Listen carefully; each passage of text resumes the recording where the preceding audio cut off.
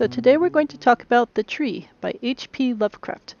This is a fable type of story about two sculptors, and it's set back in ancient Greece, and I will try to avoid most of these names so I do not butcher them. I apologize that I am not good at reading Greek names, but it's set in Arcadia in ancient times, and it starts, as many of Lovecraft's stories do, starts after the action has finished and then tells you backwards what happened before this current point.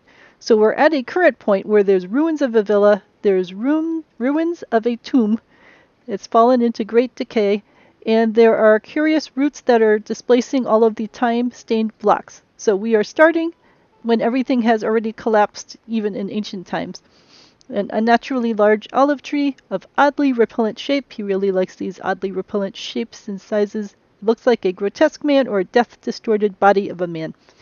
And he heard the narrator from an old beekeeper what actually happened. So not only are we hearing from a dispassionate storyteller, but he only heard it through an old beekeeper who happened to be around when the actual story took place. So again, I'm not sure exactly why he likes to do this double layer of distancing, and that we know that everything's going to collapse and be destroyed, but that's the way that he likes to lay out his stories.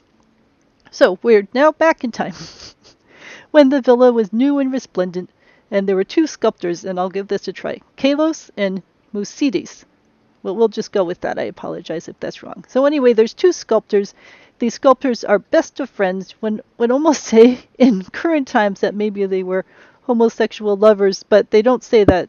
But they never talk about them having any female friends or anything else. They're just two male artists who live together, who have always been bestest buddies, and they have brotherly friendship, and they are always working together on projects or working separately on projects and trying to support each other. They were in unbroken harmony.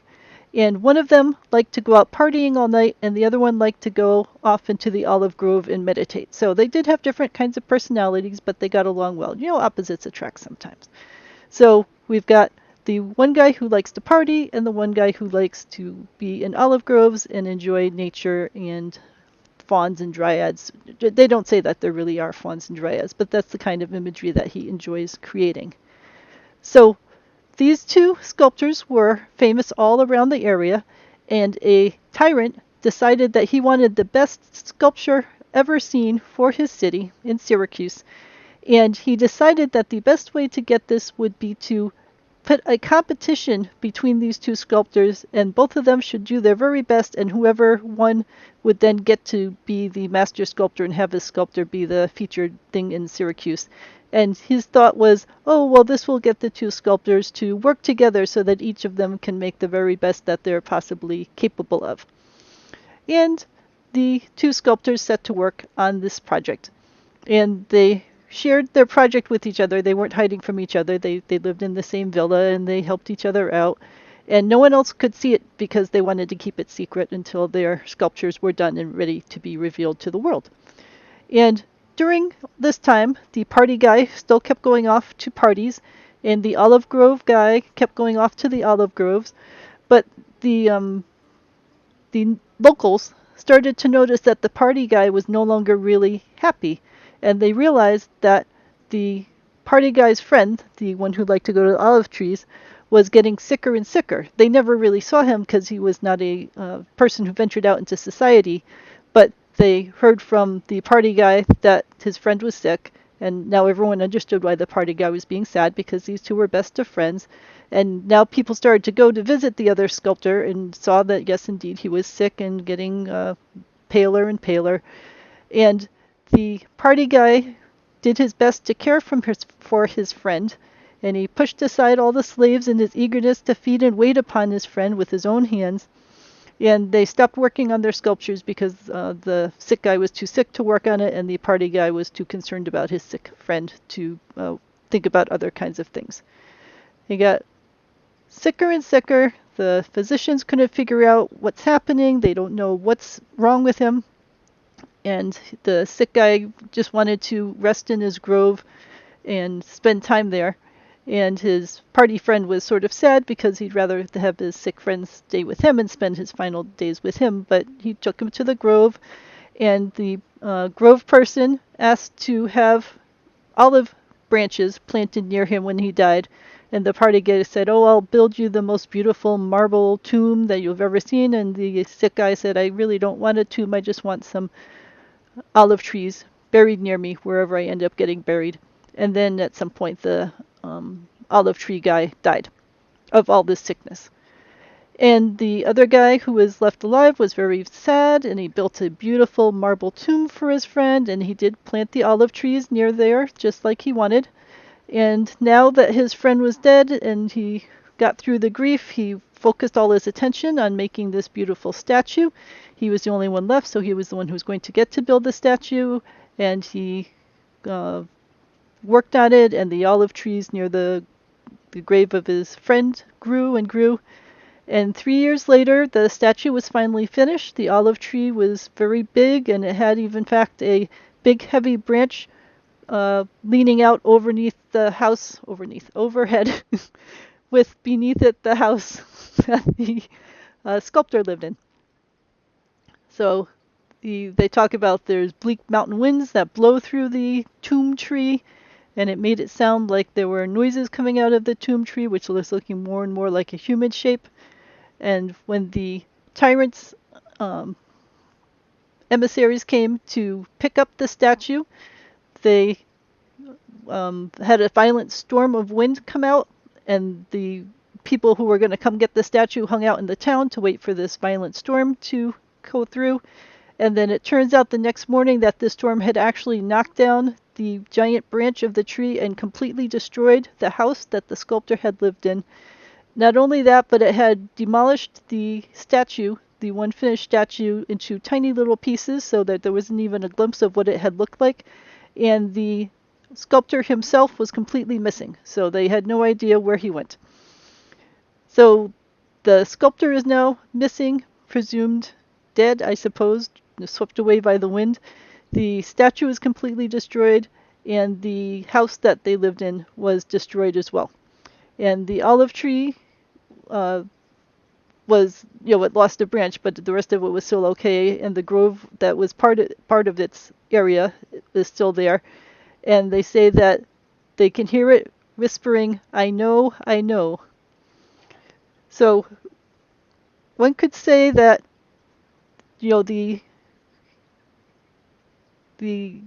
storyline here is fairly straightforward.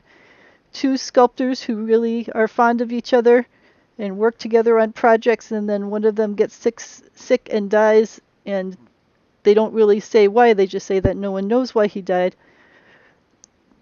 Apparently, Lovecraft, in one of his essays, explains that the sculptor who lives poisoned the other sculptor because the sculptor who lived wanted to be the one who got to build the statue, and the only way he could reassure himself that he would be the one who was chosen would be to actually kill off his best friend and make sure he was only the one left alive. And the I know at the very end of this is the dead spirit of the dead sculptor who has now come to life, we'll say, in this olive tree, who knows what the other guy did to him, and that he took out his revenge by smashing the sculpture once it was completely done, and we'll say killing off his friend, but his friend is completely missing. You would think that the body would be there in the rubble and that they'd be able to find it.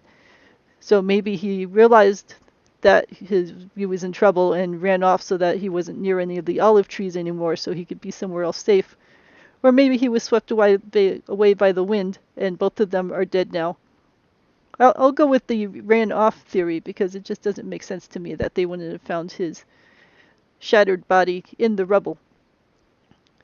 And it's a little odd that the statue was completely demolished into little pieces. You would think if the statue was meant to last, centuries upon centuries, that it would be made of pretty sturdy rock, and that it wouldn't have been smashed to rubble just by a single branch falling down. Although I suppose the branch took down the whole house, and you could say that the house pieces fell down and then demolished the statue. But still, you would think that there'd be, arms left and heads left and all that other kind of stuff.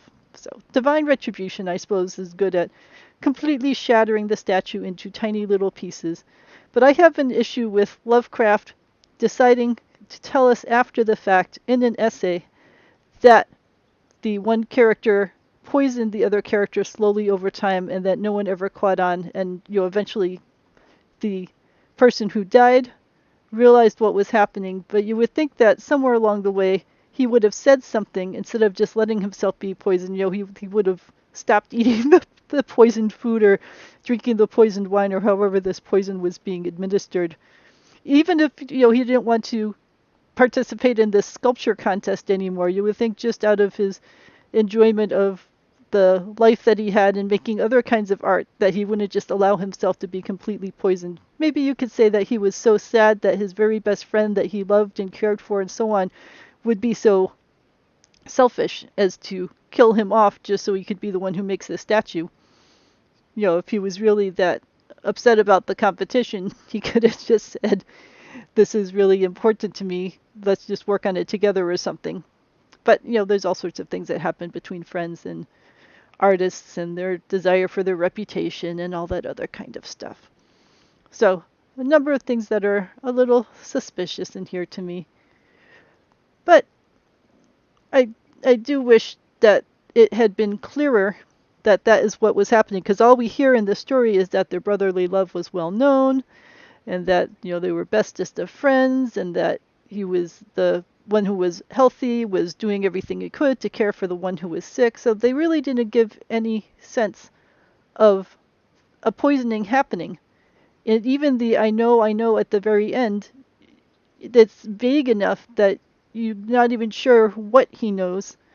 And I've taken a look at some other people's interpretations of this once I finished reading and made my own interpretations. And there's all sorts of people who don't have any idea that Lovecraft meant that the guy was poisoned, that they came up with all sorts of other really unusual interpretations.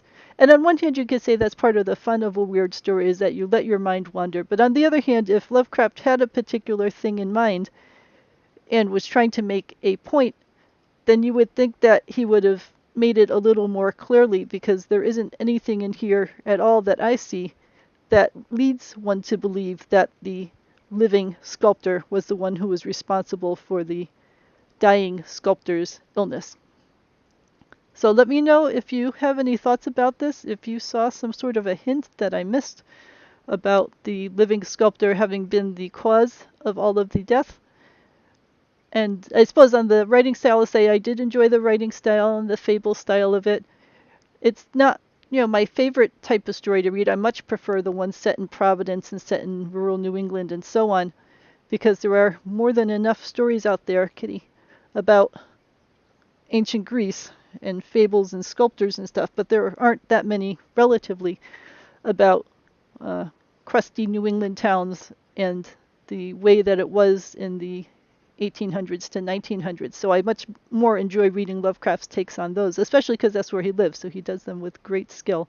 And I've lived here all my life, or nearly all my life, so it's something that I enjoy immensely. But in terms of him choosing to write a story set in Greece about sculptors, this was quite a nice one, and it didn't have some of the things I found objectionable in his other stories, so that is always a great bonus. So let me know if you have any thoughts of The Tree by Lovecraft, and if there's any sort of hints of the poisoning that I missed.